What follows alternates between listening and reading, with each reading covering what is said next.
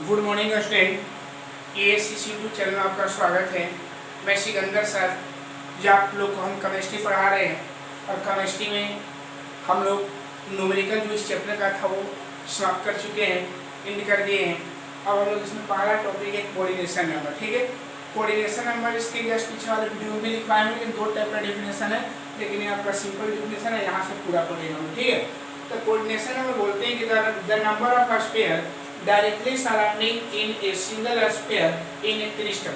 यानी बोला गया है कि अगर मान लेते हैं कि हमारे पास एक स्फीयर है और किसी क्रिस्टल में जितने गोले से सराउंडिंग मतलब घिरा हुआ रहेगा, उन्हीं घिरा हुआ पार्ट को हम लोग क्या बोलते हैं, कोऑर्डिनेशन नंबर के नाम से हम लोग क्या करते जाएंगे। जैसे मान लिया जाए एक एग्जांपल के तौर पर, मान लीजिए कि हमारे पास दो स्फीयर है और स्फीयर हम देख रहे हैं, तो इसमें एक इस स्फीयर का बात करें तो ये स्फीयर कितने स्फीयर से सराउंडिंग क्या घेरा हुआ है।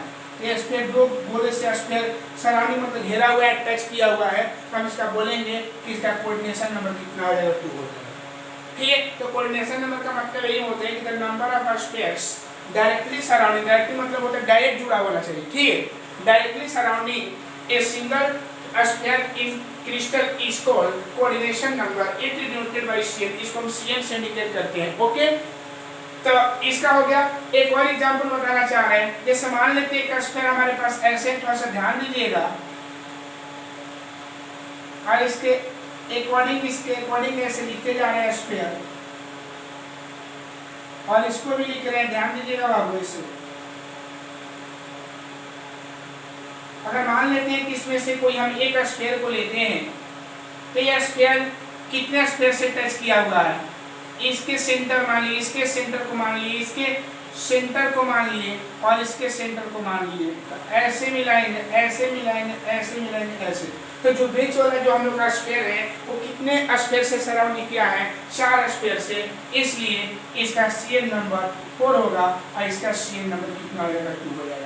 तब आप लोग कोऑर्डिनेशन नंबर का मतलब समझ गए होंगे कि अगर एक स्फीयर किसी क्रिस्टल में अगर एक स्फीयर जितने स्फीयर से कार्य सराउंडिंग किया रहेगा, टच किया हुआ रहेगा, उसी सराउंडिंग को हम लोग क्या बोलते हैं, कोऑर्डिनेशन नंबर के नाम से हम लोग क्या करते जानते हैं। ओके, तो कोऑर्डिनेशन नंबर का डेफिनेशन है the number of spheres directly surrounding a single sphere in a crystal is called coordination number, it is denoted by CN। अगर मान लेते हैं कि अगर आपके पास ऐसे फिगर दे दिया जाएगा, तो फिगर में बोला जाएगा कि इनमें से एक स्फीयर का कोऑर्डिनेशन नंबर कितना है, इसका कितना है 4। अगर इस स्फीयर का भी लीजिएगा, इसका कोऑर्डिनेशन नंबर कितना आ जाएगा, 4 हो जाएगा। ठीक है, लेकिन अगर ये आपका फिगर दिया रहेगा, इस फिगर में कोऑर्डिनेशन नंबर कितना आ जाएगा, 2 हो जाएगा। तो क्लियर हुआ, तो कोऑर्डिनेशन नंबर कहते हैं किसको है। ठीक है ना, तो समझिए।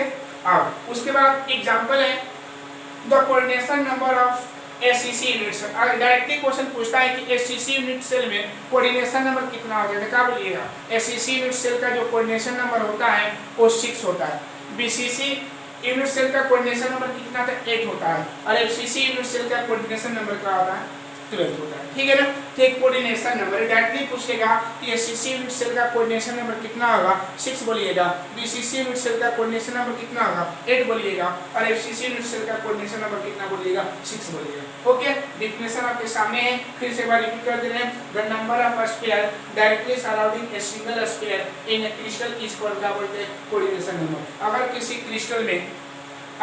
क्रिस्टल में एक स्फीयर जितने स्फीयर से सराउंडिंग किया रहेगा, घेरा हुआ रहेगा, टच किया हुआ रहेगा, उसी को हम लोग क्या बोलते हैं, कोऑर्डिनेशन नंबर के नाम से हम लोग क्या करते जानते हैं कि पूरा जो लाइनिंग है इसका कोऑर्डिनेशन नंबर 2 होगा, कि इसमें एक स्फीयर 4 स्फीयर से टच किया है, और इसमें एक स्फीयर 2 स्फीयर से टच किया हुआ, और इसमें एक स्फीयर 4 स्फीयर से टच किया है, इसलिए इसका कोऑर्डिनेशन नंबर 2 होगा, इसका कोऑर्डिनेशन नंबर क्या होगा। ओके, अब हम लोग पढ़ने जा रहे हैं close packing in solid. Close packing in solid का मतलब, क्लोज पैकिंग का मतलब होगा निविड़ संकुलन। कौन संकुलन, निविड़। क्लोज निविड़, इसका हिंदी होगा निविड़ संकुलन, इसका हिंदी है निविड़ संकुलन। यानी किसमें हम लोग पढ़ेंगे, सॉलिड में पढ़ेंगे। किसमें पढ़ेंगे, सॉलिड में। तो सबसे पहले से निविड़ होता क्या है, क्लोज होता क्या है, तो जिससे एग्जांपल के तौर पर हम देखते हैं कि हम लोग पढ़ते हैं कि सॉलिड के प्रॉपर्टी हम लोग पढ़ते गए हैं, है ना, स्टडी करते आ चुके हैं कि जो भी सॉलिड का जो कंस्टिट्यूएंट पार्टिकल्स होता है वो क्या होता है, उसके बीच का इंटरमोलिकुलर फोर्स का सबसे स्ट्रॉन्ग होता है। लेकिन जो उसका कंस्टिट्यूएंट पार्टिकल जो आपस में टच किया हुआ रहता है, तो टच करने के बाद उसमें देखते हैं कि उसके बीच में एक स्पेस होता है, वैकेंट मतलब खाली होता है, उसका जो स्थान वो खाली होता है, वैकेंट होता है। उसी वैकेंट स्पेस को द मिनिमम यानी कि जब टच किया रहेगा, अगर मान लीजिए हमारा हाथ है, अगर ये टच किया रहेगा तो उसके बीच का जो स्पेस जो बन रहा है वो अगर मिनिमम ही ना होगा बाबू लोग, अगर ऐसे टच नहीं करें किसके बीच का मिनिमम बन जाएगा नहीं ना। तो ही बोला गया है कि हम सॉलिड का जो प्रॉपर्टी पढ़े हैं उसका जो कंस्टिट्यूएंट पार्टिकल जो होता है स्ट्रांगली इंटरमोलिकुलर फोर्स के साथ कंबाइन होता है, बॉन्डिंग किया जाता है। लेकिन जब बॉन्डिंग किया जाता है तो उसके कंस्टिट्यूएंट पार्टिकल के बीच में एक स्पेस होता है, मिनिमम स्पेस। उसी मिनिमम स्पेस को हम लोग क्या बोलते हैं, क्लोज पैकिंग के नाम से हम लोग क्या करते जानते हैं, क्लोज पैकिंग के नाम से हम लोग क्या करते जानते हैं। जैसे मान लेते हैं बाबू लोग इस मार्कर को हम क्या कैसे टच किए, थोड़ा गौर करिए, इस मार्कर को जब हम टच किए हैं तो टच करने के बाद इसके बीच में हम लोग क्या देख रहे हैं, थोड़ा सा गौर से देखिएगा, इसके बीच में स्पेस दिखाई दे रहा है थोड़ा सा, तो इसके बीच में जो हम लोग का स्पेस दिखाई देगा वही स्पेस जो होगा इस मार्कर का क्लोज पैकिंग कहलाएगा। क्या कहलाएगा, क्लोज पैकिंग कहलाएगा। जैसे मान लेते हैं, एक बार इसको अच्छा समझने के लिए ऐसे समझ लीजिए, मान लेते हैं कि हमारे पास क्या है, डब्बा है ना, और डब्बा के बीच में हम क्या किए, मार्कर को रख दिए, डब्बा के ऊपर मार्कर को रख दिए, डब्बा के ऊपर इस मार्कर को रख दिए। तो मार्कर को रखने के बाद थोड़ा सा गौर करिएगा बाबू लोग, थोड़ा सा इसके इंटरनल पार्ट में थोड़ा सा, एक मिनट, इसके इंटरनल पार्ट में थोड़ा सा देखिएगा बाबू, ऐसे ध्यान दीजिएगा, इसका जब इंटरनल पार्ट में देखिएगा तो उसका स्पेस दिखाई देगा, खाली स्थान, तो थोड़ा सा डाउन होकर देखिएगा तो इसके बीच में जो होता है, इस मार्कर के जो बीच में ऐसे इंटरनल पार्ट में देखिएगा तो उसमें एक स्पेस दिखाई दे रहा है, तो उसी स्पेस को इस डब्बा का क्या कहलाएगा, क्लोज पैकिंग कहलाएगा। ओके, वही बात बोला गया है इसमें। आई होप समझ गए होंगे कि हम क्या कहना चाह रहे हैं, ठीक है ना, कि जो भी सॉलिड का जो कंस्टिट्यूएंट पार्टिकल जो आपस में बॉन्डिंग किया जाता है, तो बॉन्डिंग करने के आफ्टर जो उसके बीच में एक वैकेंट स्पेस होता है, जो मिनिमम खाली स्थान होता है, उसी मिनिमम वैकेंट को स्पेस को हम लोग क्या बोलते हैं, क्लोज्ड पैकिंग के नाम से हम लोग क्या करते जानते हैं। लिखवा है कि the arrangement of atoms, molecules और आयंस, पता है कि कंस्टिट्यूएंट पार्टिकल्स किसको बोलते हैं, एटम्स रहेगा, मॉलिक्यूल्स रहेगा, आयंस रहेगा, है ना। तो the arrangement of atoms, molecules or ions in a crystal in which a given number of equal sphere in which the minimum vacant space is called क्या बोलते हैं, closed packing, है ना। और इसका याद रखिएगा कि जो स्फीयर होता है ना वो इक्वल होता है। याद रखिएगा कि सॉलिड में जो माना गया है ना, जो सॉलिड चैप्टर पढ़ेंगे उनमें जो स्फीयर मानेंगे वो क्या मानेंगे, सिमिलर मानेंगे। सिमिलर मतलब समरूप मानेंगे। समरूप का मतलब ये होता है कि जितना इसका रेडियस होगा उतना ही इस स्फीयर का भी रेडियस होगा, इतना ही इस स्फीयर का भी रेडियस होगा, और जितना भी यहाँ पर स्फीयर एलिमेंट किया जाएगा सबका रेडियस क्या रहेगा, सेम रहेगा। ठीक है, ये नहीं कि एक छोटा एक बड़ा बना दीजिएगा, हमको बनाने से गलत, हमको बनाने से छोटा बड़ा हो जाता होगा, लेकिन आप लोग जब बनाइएगा फिर कॉपी पर तो जितना भी स्फीयर बनाइएगा उस सबका रेडियस का होना चाहिए, सेम साइज का होना चाहिए। ओके, क्लियर समझ गए। तो यही याद रखिएगा कि क्लोज पैकिंग किसे कहते हैं, तो बोलिएगा the arrangement of atoms, molecules और ions in a crystal in which a given number of equal sphere inhibits the minimum vacant space is called क्या बोलते हैं, क्लोज्ड पैकिंग। इसको हम लोग क्या बोलते हैं, क्लोज्ड पैकिंग के नाम से हम लोग क्या करते हैं जानते हैं। और क्लोज्ड पैकिंग जो होता है सॉलिड में, जो क्लोज्ड पैकिंग पाया जाएगा वो 3 पार्ट में पाया जाएगा। कितने पार्ट में पाया जाएगा, 3 पार्ट में। ठीक है, पारा इसका पार्ट हम दिखाना चाह रहे हैं, है ना। लिखेंगे देयर आर टाइप्स ऑफ, क्या लिखेगा, टाइप्स, हेडिंग लिखेगा types of closed packing, closed packing.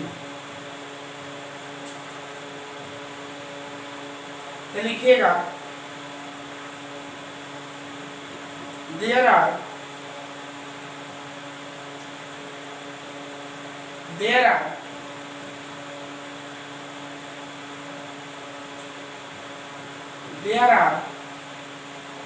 three types there are three types of closed packing. Closed packing कितने प्रकार के होता है बाबू? 3 प्रकार के होता है, ठीक है। फर्स्ट हम लोग पढ़ेंगे इसमें, इसका जो फर्स्ट पढ़ेंगे हम लोग वन डायमेंशनल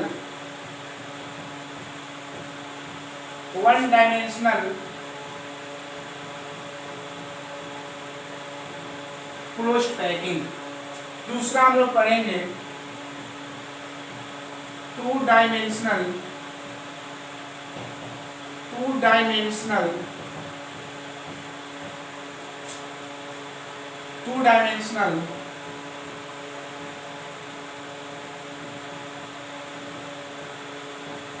क्लोज्ड पैकिंग। और तीसरा हम लोग पढ़ेंगे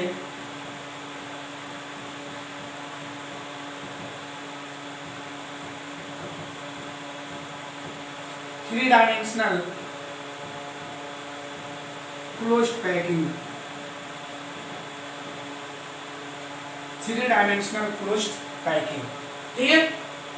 ये हम लोग 3 पढ़ेंगे, ठीक है। तो हम लोग जो क्लोज पैकिंग जो पढ़ने वाले हैं 3 टाइप्स का है। यानी क्लोज पैकिंग का मतलब होता है कि जो सॉलिड जो हम लोग पढ़ते हैं, क्रिस्टल सॉलिड चाहे जो भी सॉलिड पढ़ते हैं, उसका जो कंज्यूम पार्टिकल जो होता है जब आपस में बॉन्डिंग किया जाता है तो उसके बीच जो होता है मिनिमम वैकेंट स्पेस होता है, उसी मिनिमम वैकेंट स्पेस को हम लोग क्लोज पैकिंग के नाम से हम क्या करके जानते हैं। और एक क्लोज पैकिंग 3 फॉर्म में पाया जाएगा। पहला होता है 1 dimensional close packing, 2 dimensional close packing और 3 डायमेंशनल क्लोज पैकिंग के नाम से हम लोग क्या करेंगे जानेंगे। इसमें हम फर्स्ट पढ़ने जा रहे हैं।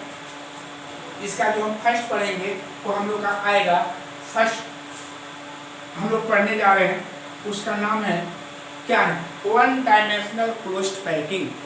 1 डायमेंशनल क्लोज्ड पैकिंग। इसमें अगला है बता रहे 1 डायमेंशनल क्लोज्ड पैकिंग। तो 1 डायमेंशनल क्लोज्ड पैकिंग में बोला गया कि इसमें एक रो को लेते हैं। इसमें क्या लेंगे, एक रो लेंगे, और रो मतलब पंक्ति होता है, या तो x लेंगे, या तो यहाँ x मान सकते हैं, या हम y मान सकते हैं, या z मान सकते हैं, ठीक है। तीनों में से कोई एक्सिस ले सकते हैं, x एक्सिस को भी ले सकते हैं, y एक्सिस को भी ले सकते हैं, और z एक्सिस को भी ले सकते हैं, ठीक है। अच्छा, इसमें जब बात करेंगे तो याद रखिए spheres are arranged in a row such that adjacent atoms are in a contact with each other is called 1 dimensional closed packing। और इसमें क्या किया गया है कि इसमें गोले को, स्फीयर को इस प्रकार अरेंज किया जाता है, इसको एक रो में, और इसमें स्फीयर को एक रो के रूप में अरेंज किया गया है such that adjacent मतलब होता है निकटवर्ती एटम्स आर इन कांटेक्ट। इसके जो निकटवर्ती एटम जो होते हैं ना, कांटेक्ट होता है विद ईच अदर, मतलब एक दूसरे से क्या होता है, कांटेक्ट रहता है। इस कॉल्ड क्या बोलते हैं, 1 डायमेंशनल क्लोज्ड पैकिंग। जैसे फिगर के आप लोग फिगर सब लोग समझ गए होंगे कि इसमें एक रो को लिया गया है और एक रो में गोले को क्या किया, एक कांटेक्ट किया गया ना, एक दूसरे से कांटेक्ट है, तो इसी को बोलते हैं कि 1 डायमेंशनल क्लोज्ड पैकिंग है। क्या बोलेंगे इसको, 1 डायमेंशनल क्लोज्ड पैकिंग है। और आप लोग फिगर से क्या देख रहे हैं बाबू कि इसमें हर एक स्फीयर जो है हम लोग का एक 2 स्फीयर से कांटेक्ट है। हर एक स्फीयर है, ए स्फीयर दोनों से कांटेक्ट है, ए स्फीयर ए दोनों से कांटेक्ट है, ए स्फीयर ए दोनों से कांटेक्ट है। तो इसी कांटेक्ट जितना कांटेक्ट किया रहेगा वही उसका कोऑर्डिनेशन नंबर हो जाएगा। तो इसका कोऑर्डिनेशन नंबर कितना आ जाएगा, 2। तो वही लिखा है कि स्फीयर्स आर अरेंज्ड। इस क्लोज्ड पैकिंग में क्या होता है कि स्फीयर्स आर अरेंज्ड इन ए रो, मतलब इसमें स्फीयर जो होता है उसको रो में अरेंज करते हैं such that adjacent atom जो उसके नजदीकी एटम होता है are contact in with each other, जो एक दूसरे से कांटेक्ट में रहता है। इस कॉल्ड क्या बोलते हैं, क्लोज 1 डायमेंशनल क्लोज पैकिंग के नाम से हम क्या करते हैं जानते हैं। The coordination number is equal to 2, है ना, इक्वल टू 2। इसका कोऑर्डिनेशन नंबर 2 इसलिए हुआ है क्योंकि इसमें जो एक स्फीयर है कितने स्फीयर से कांटेक्ट है, 2 से। एक स्फीयर है 2 से, एक स्फीयर है 2 से, एक है 2 से कांटेक्ट किया, ठीक है। तो इसी को हम लोग क्या बोलते हैं, 1 डायमेंशनल क्लोज्ड पैकिंग के नाम से हम लोग क्या करके जानते हैं। क्या जानेंगे बाबू लोग, 1 डायमेंशनल क्लोज्ड पैकिंग के नाम से हम लोग क्या करेंगे जानेंगे। ओके, चलिए अब हम लोग पढ़ेंगे तो याद रखिएगा कि कोई पूछेगा तो 1 डायमेंशनल जो होता है, 1 डायमेंशनल क्लोज्ड पैकिंग में जो स्फीयर का जो एलिमेंट होता है किस प्रकार होता है, तो फर्स्ट रो, एक रो के रूप में होता है, ठीक है। और उसमें जो एटम जो होता है वो क्या एडजेसेंट होता है, टच होता है इच अदर, मतलब एक दूसरे से क्या होता है, उसका जो एटम्स होता है टच किया जाता है, ठीक है। और याद रखिएगा कि वन डायमेंशनल क्लोज्ड पैकिंग का जो कोऑर्डिनेशन नंबर होता है कितना इफेक्टिव हो जाएगा, ओके। चलिए अब हम दूसरा बात करने जा रहे हैं बाबू, ध्यान रखिएगा। दूसरा हम बात करेंगे, यहाँ निकाल रहे हैं इसको, थोड़ा इसको अच्छा समझिएगा। टू डायमेंशनल क्या पढ़ेंगे हम लोग, इसका दूसरा है two dimensional closed packing. Two dimensional closed packing, ठीक है। ये देखिए इसको दो पार्ट में बांट दिया गया, दोनों पार्ट को हम यहाँ दिखाना चाह रहे हैं, ध्यान दीजिएगा बाबू। आप दोनों को अच्छा से समझना होगा आप लोग को, ठीक है। और ये ध्यान रखिए यहाँ पर इसके दो पार्ट होता है, और टू डायमेंशनल क्लोज्ड पैकिंग दो होते हैं। पहला होता है ए स्क्वायर, पहला हम पढ़ेंगे ए स्क्वायर, ए स्क्वायर क्लोज्ड पैकिंग, ए स्क्वायर क्लोज्ड पैकिंग, ओके। और एक होता है hexagonal, hexagonal, hexagonal closed packing. इसको शॉर्टकट में हम लोग HCP के नाम से हम लोग क्या करते हैं, इसको शॉर्टकट में हम लोग क्या करते हैं, HCP के नाम से हम लोग क्या करते हैं जानते हैं, और इसका शॉर्टकट नेम नहीं है, ठीक है। पहले इसको समझ लिया जाए, तब इसको समझ लिया जाए। इसमें क्या किया गया है कि एक रो को लिया गया है, एक रो को टू डायमेंशन का मतलब दो दिशा होना चाहिए, एक ऐसा होना चाहिए और एक ऐसा रहना चाहिए, तो हम इसको क्या बोलेंगे, टू डायमेंशनल के नाम से हम क्या करते जानते हैं। तो इसमें क्या किया गया है बाबू, इसमें क्या करते हैं कि इसमें हम लोग क्या करते हैं, फर्स्ट रो को लेते हैं, अब फर्स्ट रो में हम गोले को टचिंग करा रहे हैं, जैसे वन डायमेंशन में पढ़े होंगे, ओके। टच करा दिया ऐसे, अच्छा। अब ये फर्स्ट रो हो गया, सेकेंड रो को क्या किया गया है कि सेकेंड रो को भी लिया जाता है, और सेकेंड रो को ऐसे अरेंजमेंट किया गया है, तो फर्स्ट रो के डाउन में मतलब नीचे, फर्स्ट रो के डाउन में नीचे उस प्रकार अरेंजमेंट करना है कि जो सेकेंड रो का जो सेंटर होना चाहिए, वो सेकेंड रो के स्फीयर का जो सेंटर होना चाहिए, फर्स्ट रो के स्फीयर के सेंटर के सेम होना चाहिए, वर्टिकल या हॉरिजॉन्टल होना चाहिए। वर्टिकल मतलब सामने होना चाहिए, जैसे ऐसे, ध्यान रखिएगा थोड़ा अच्छा से, थोड़ा स्फीयर में छोटा बड़ा हो सकता है,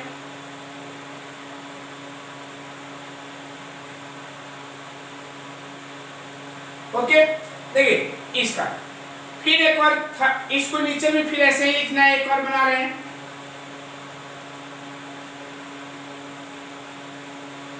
छोटा बड़ा हो सकता है, आप लोग अच्छा से फेयर के कॉपी पर अरेंज करिएगा, ठीक है। ऐसे तो इसमें क्या किया गया है बाबू कि इसमें फर्स्ट रो को लिया गया है और सेकेंड रो को इस पर अरेंज करना है कि इसका जो सेंटर होना चाहिए इसके सेंटर के सेम होना चाहिए, ध्यान रखिएगा। एक मिनट, थोड़ा सा इस लाइन को थोड़ा अच्छा से पढ़ दे रहे हैं, थोड़ा सा क्लियर दिखाई दे।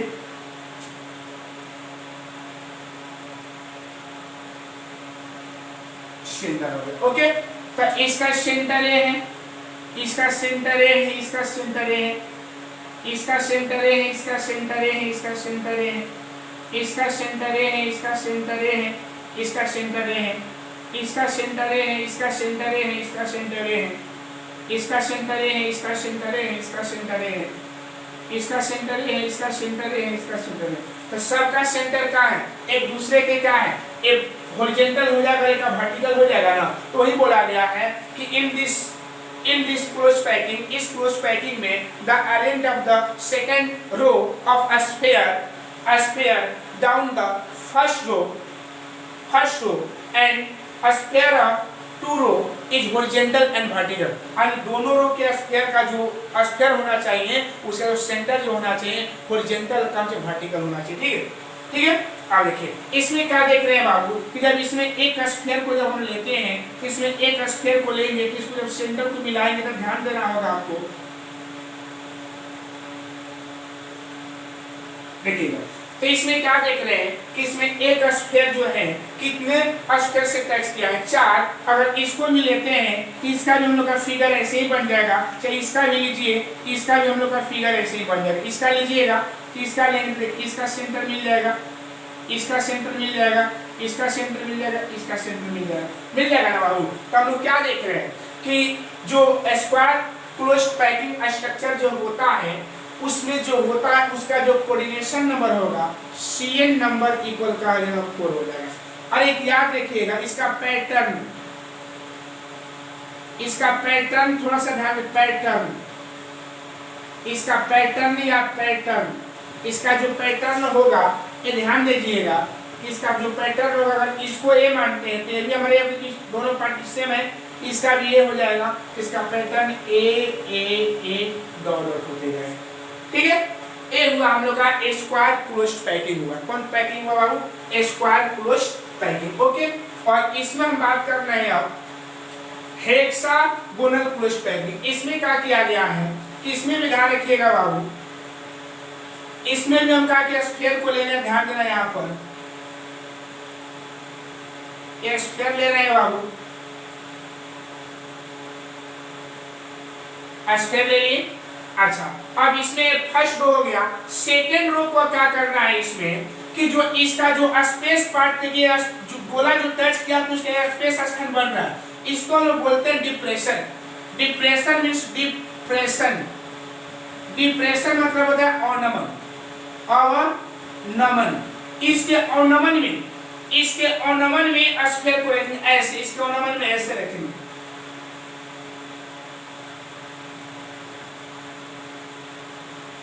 इसके अवनमन में रखना, समझ गए? फिर उसके नीचे फिर चलेंगे, इसके अवनमन में फिर रखेंगे। ठीक है, इसके अवनमन में, इसके अवनमन में। एक मिनट थोड़ा सा ध्यान दीजिएगा बाबू, इसके अवनमन में, एक मिनट बाबू,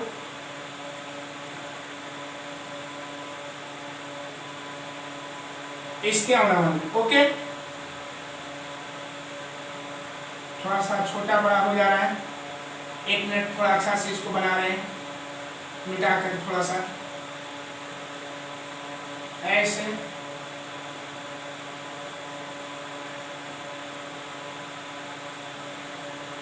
ओके, इसको डिप्रेशन में रखना, ऐसे रख दीजिए, इसको ऐसे रख दीजिएगा, ऐसे रख देना है। ओके, इसको भी यहां रख देना है,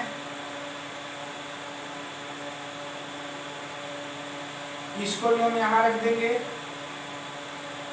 तो ध्यान दीजिएगा, इसको भी यहां रख देंगे। फिर ऐसे इसके डिप्रेशन में रख देंगे, इसके ऐसे रख दिया जाएगा। तो एक मिनट, और इसमें इसके ऐसे रख देंगे। ओके, क्लियर है?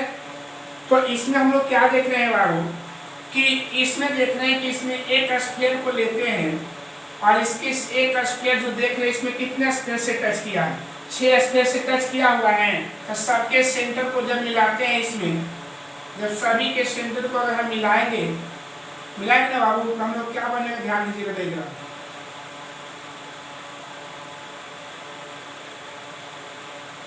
ठीक है, तो हम लोग का बन जाएगा हेक्सागोनल। कौन बन जाएगा? हेक्सागोनल। इसको अब इसका कोऑर्डिनेशन है, इसका Cn नंबर कितना हो जाएगा बाबू? इसका Cn नंबर 6 हो जाएगा। अब पैटर्न थोड़ा ध्यान, पैटर्न, इसका पैटर्न का बात करें तो याद रखिएगा कि अगर मान लें कि इस पैटर्न को अगर ए मानते हैं तो इसको बी मानना होगा क्योंकि अलग है। अब देखिए इस पैटर्न का जब बात करेंगे तो इस पैटर्न का जो सेंटर है ना इस पैटर्न के सेंटर के इक्वल है, इस पैटर्न का जो सेंटर है ना इस पैटर्न के सेंटर के का इक्वल है, इसलिए इस पैटर्न इसका नाम क्या हो जाएगा।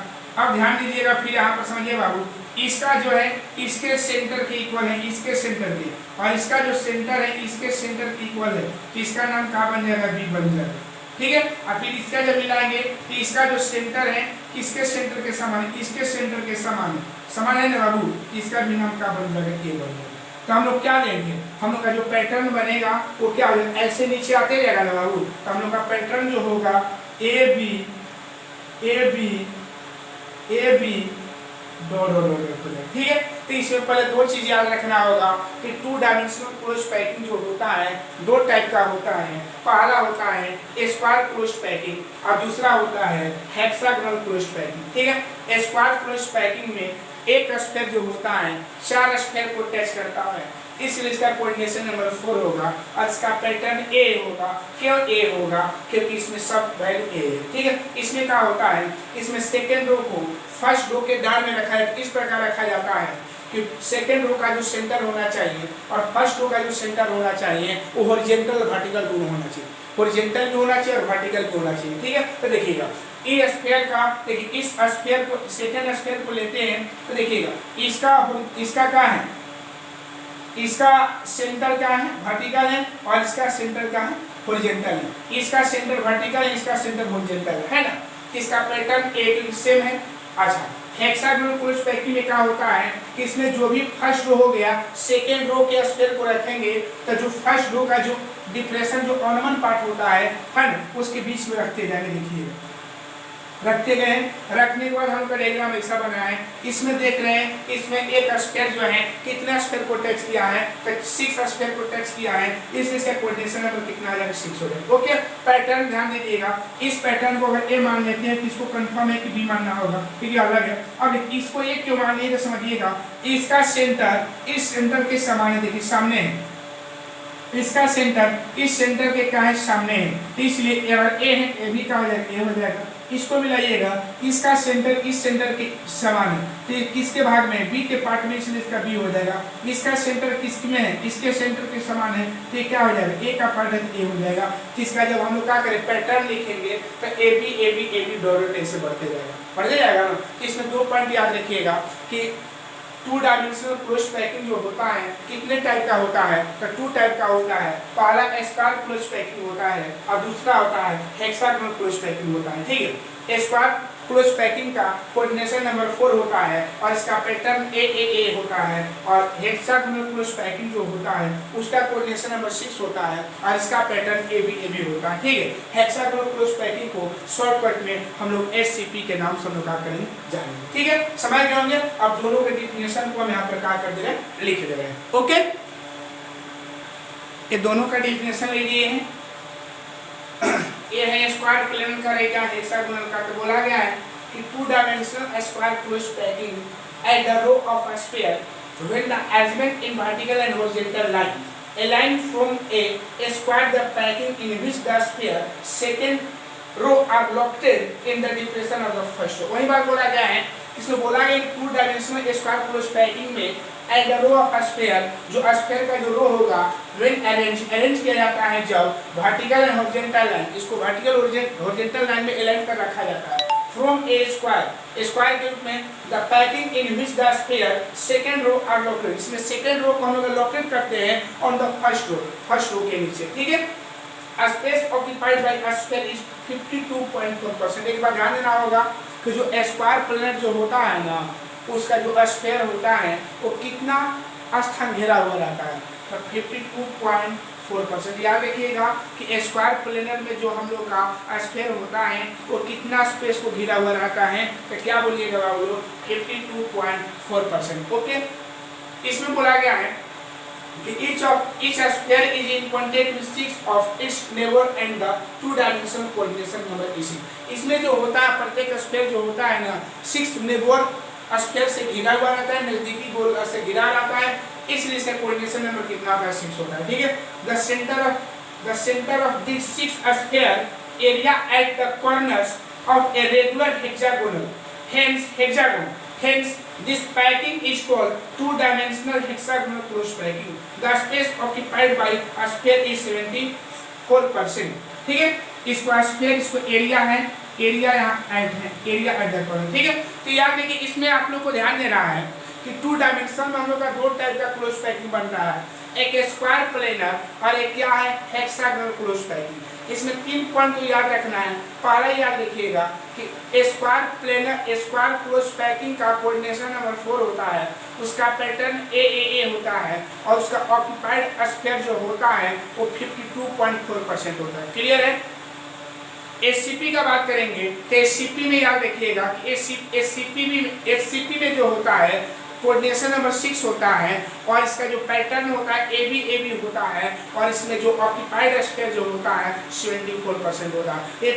इसमें 3 मेन यही पॉइंट भी याद रखना है कि याद रखिए कि स्क्वायर प्लेन का पैटर्न क्या होता है, तो ए होता है। स्क्वायर क्लोज पैकिंग का पैटर्न ए होता है। स्क्वायर क्लोज पैकिंग का ऑक्यूपाइड स्फीयर कितना होता है, कितना उसका स्फीयर घिरा हुआ रहेगा, तो क्या बोलेंगे 52.4%। और इसका जो होता है पैटर्न ए होता है। अब कोऑर्डिनेशन नंबर 4 होता है, इसका कोऑर्डिनेशन नंबर 6 होता है, इसका पैटर्न ए बी होता है और इसका ऑक्यूपाइड स्फीयर 74% होता है। ठीक है, और हम लोग अगला वीडियो में हम लोग पढ़ेंगे 3 डायमेंशनल। अब एक जो चैप्टर है हम लोग का 3 या 4 दिन का है, इस चैप्टर हम लोग का एंड हो जाएगा। ठीक है, लेकिन ये बहुत मस्त चैप्टर है तो अच्छा से गहराई से पढ़िएगा। और एक आप लोग बता दे रहे कि जो भी वीडियो आप लोग देख रहे हैं है ना, उसको एकांत में देखा करिए और उसके बाद उसको 1 बार 2 बार 3 बार जरूर देखिए। उसके बाद जो प्रॉब्लम होगा उसको पूछिएगा, ठीक है ना, और इसका नोट्स बनाइएगा। ठीक है, नोट्स अच्छा से बनाइएगा, है ना, और ये अच्छा से उतारिएगा। ओके, इस वीडियो में इतना ही। जय हिंद, जय भारत। लेकिन अगर ये वीडियो पसंद आया होगा तो लाइक और सब्सक्राइब करना मत भूलिएगा।